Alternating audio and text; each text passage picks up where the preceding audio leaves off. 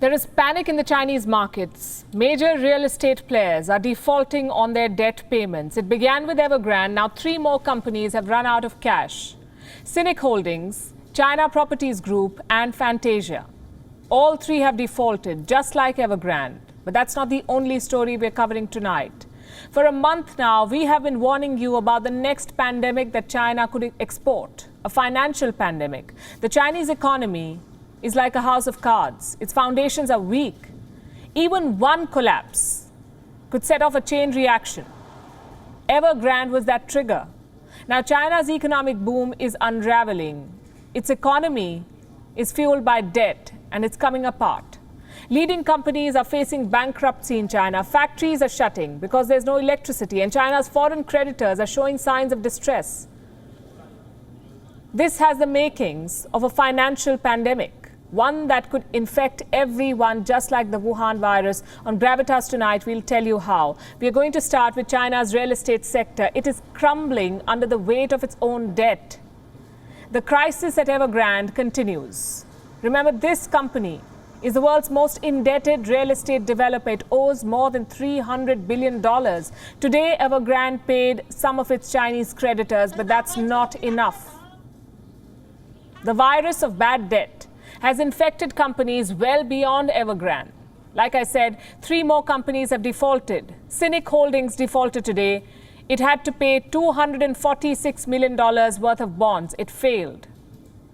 Just like Evergrande, Cynic Holdings is a real estate developer in China. Last week, another developer defaulted, China Properties Group. They could not pay back $226 million worth of bonds. And earlier this month, Fantasia Holdings defaulted on $206 million. These are the defaults from just this month.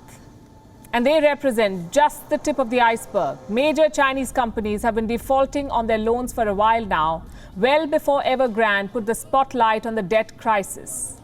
In the first half of 2021, and these are very important numbers, listen carefully, in the first half of this year, China's corporate defaults hit $18 billion. This is a record high, 18 billion. These were loans in the form of bonds. Who defaulted? A total of 25 companies. More than half of these are state-owned companies. In other words, companies owned and controlled by the Communist Party are defaulting on their payments. They're not being able to pay back. Is the Chinese state running out of cash then? Because defaults in the private sector were bad enough, but now Chinese state-owned companies are also possibly sinking. The signs of distress are clearly visible. Let me show you these numbers from last year. In 2020, Chinese state firms defaulted on more than $11 billion worth of debt, meaning they could not pay back on time. That's a default, not being able to pay back. And this was the largest ever default by state-run companies in China, $11 billion. In fact, state-run companies are doing worse than the private sector. In 2020, they accounted for 51% of all defaults in China.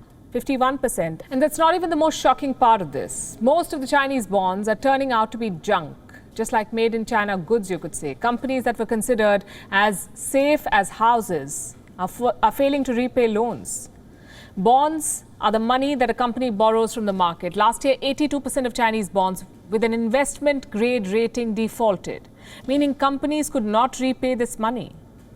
And this includes bonds from both private and public enterprises. These bonds were rated AA+. What does that rating mean? It means that a company is financially sound. It has enough money to pay its debt. The risk of default is low. That's what a AA+ rating means. But 82% of these AA+ bonds failed in China. What does that tell you? Either the ratings agencies are lying or the Chinese companies are cooking their books. And we won't be surprised if both of these things are happening. Because there's a dangerous debt bubble in China. It's a ticking time bomb that Chinese officials have tried to hide. China's overall debt now stands at well over 270% of its GDP. You heard that right. Let me repeat the figure. 270% of China's GDP, that's debt. China's outstanding foreign debt reached $2.4 trillion in 2020. Those are the numbers that we know about. What's making the crisis worse is the hidden debt, the numbers that we don't know about. like the borrowings by local governments. No transparency there. And here's something you should know. The state is the biggest borrower in China. Local governments depend on off-the-books borrowing, meaning those numbers are not on the books, they're hidden. In 2018, Standard & Poor's came out with a report. It estimated that hidden government debt could be well over $4 trillion. And this $4 trillion bomb now looks set to explode. China tried to clean the house quietly, but the defaults have brought the truth out. China is struggling to put the debt genie back in the bottle. WION is now available in your country. Download the app now and get all the news on the move.